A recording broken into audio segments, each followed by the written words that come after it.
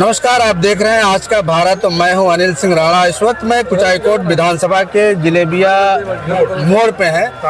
हाँ, और यहाँ पे लोग खड़े हैं, इनसे हम जरा बात करेंगे जो मौजूदा सरकार है उसको लेकर के क्या व्यू है। जो सरकार है वही रहनी चाहिए या सरकार बदलनी चाहिए या परिवर्तन होना चाहिए, और अगर जो मौजूदा सरकार ही रहनी चाहिए तो क्यों रहनी चाहिए। यहाँ पे हमारे कई लोग हैं, इनसे बात करेंगे। भैया क्या नाम है? श्याम बिहारी पांडे। पांडे जी, जो इस वक्त सरकार चल रही है जी।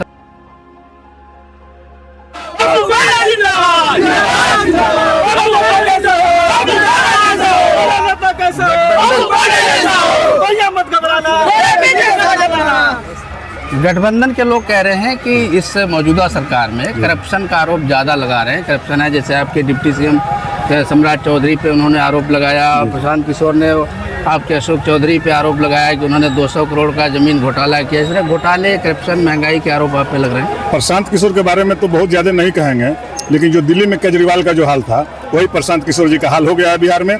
आज के डेट में आप देख लीजिए, आप लोग जितना उनको हाईलाइट किए थे, आज कहीं नजर आ रहे हैं चुनाव में? आपको देख रहा है बिहार में कहीं प्रशांत किशोर है? नहीं, कहीं ना प्रशांत किशोर है, ना कहीं जनसुराज है। हाँ, फिलहाल सिर्फ एनडीए है। हाँ, फिलहाल सिवान और गोपालगंज दो जिला में 2 दिन से देख रहा हूँ। क्या यही कि मतलब जनसुराज का कहीं केवल कहीं कोई आता पता नहीं है। दिख रहा इसी है, तरह लेकिन पूरे बिहार में कहीं जनसुराज नहीं है। दिख रही है। कुछ क्षेत्र में हम आपके इधर से आ रहे हैं तो गांव में जहाँ तहाँ लोगों से हमने बात की, वो लोग बता रहे हैं कि मतलब आपका मतलब अमरेंद्र पांडे जी 20 साल से हैं और हम लोग बदलना चाहते हैं उनको। कुछ काम ऐसे हैं जो नहीं। ऐसा कहीं आप सुने नहीं होंगे भैया, आप हमको बुलवा रहे हैं, ऐसा कहीं नहीं सुने होंगे। जिससे पूछिएगा वो कहेगा कि दी बेस्ट है तो पप्पू पांडे कुचायकोट विधानसभा के लिए। देखिए, पूरे बिहार में डबल इंजन की सरकार है, लेकिन इस विधानसभा में कुचायकोट में ट्रिपल इंजन की सरकार चलती है। पप्पू पांडे का एक अपना सरकार है और उनका अपना व्यवस्था है। जिस तरह से सरकार अपना नियम बना के काम करती है, इस तरह से गरीबों के लिए पप्पू पांडे का अपना नियम चलता है। शादी ब्याह हो, कजिया चालीसा हो, मंदिर मस्जिद हो, जिस तरह का भी डिमांड हो, चाहे गरीबों को, भूमिहीनों को जमीन उपलब्ध कराना हो, हमारे विधायक जी करते हैं।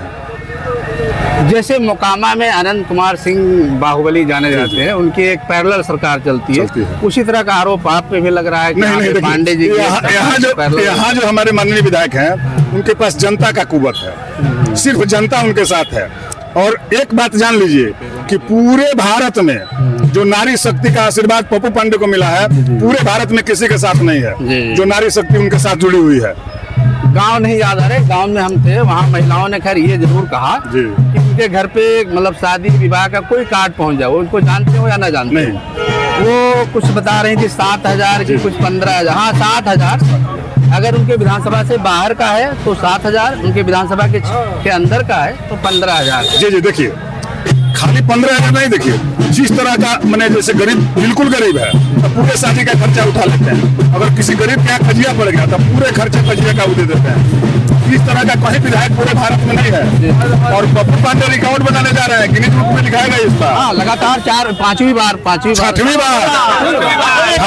अमरेंद्र कुमार, सिर्फ 6वीं बार और सिर्फ अमरेंद्र कुमार। कहीं कोई हवा नहीं है, आप सब जानते हैं, आपको पता है, आप घूम रहे हैं, आप केवल हमसे कहलवा रहे हैं। लेकिन आप जान लीजिए कि जनता जनार्दन का जो हुजूम देख रहे हैं ना, आप चलिए अभी शिव मंदिर गरिया खाल पर देखिए कि कितने लोगों का भीड़ है। कम से कम 20,000 लोगों का भीड़ है शिव मंदिर गरिया खाल। आप वहाँ आप चल के देख सकते हैं। अभी पहला सभा है, दूसरा सभा, अभी तीसरा सभा विक्रमपुर में है।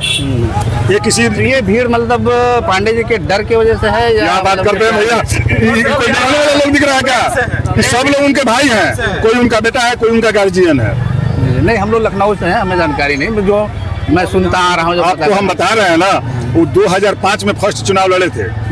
और बहुजन समाज पार्टी से उन्होंने पहला एंट्री मारा, रिकॉर्ड मत से जीते थे। उसके बाद उन्होंने जब विधानसभा में एंट्री किया तो उन्होंने एक ही नारा दिया कि मैं इस विधानसभा में नेता बनने नहीं आया हूँ। हर माताओं का बेटा, बहनों का भाई, नौजवानों का भाई, मित्र, साथी बन के ही हम काम करेंगे। और वही ट्रैक पे चलते हैं, कभी वो नेतागिरी नहीं करते हैं। न नेता का सूट देखिएगा उनके ऊपर। हम लोगों के बीच से ही निकल के आए, हम ही लोगों के बीच में है और गरीबी देखे हैं, इसलिए गरीबों के ही मसीहा है। पूरे विधानसभा में कहीं 6वीं बार फिर से आप जीतेंगे, इसका क्या समीकरण, मतलब किस समीकरण के आधार पे आप? कोई इस विधानसभा में समीकरण काम नहीं करता है। न कोई जात है, न कोई पात है, न ऊंच है नीच है, न कोई धर्म है। उनके साथ सारे धर्म के लोग जुटे हुए हैं। ये देखिए मकसूद अंसारी जी मुखिया है पुरखस पंचायत के, राजा हुसैन जी मुखिया है संगवाडी पंचायत, सारे लोग एकदम आए हुए हैं। इसमें कोई जात पात और धर्म नहीं है, यहाँ सब पप्पूमय है।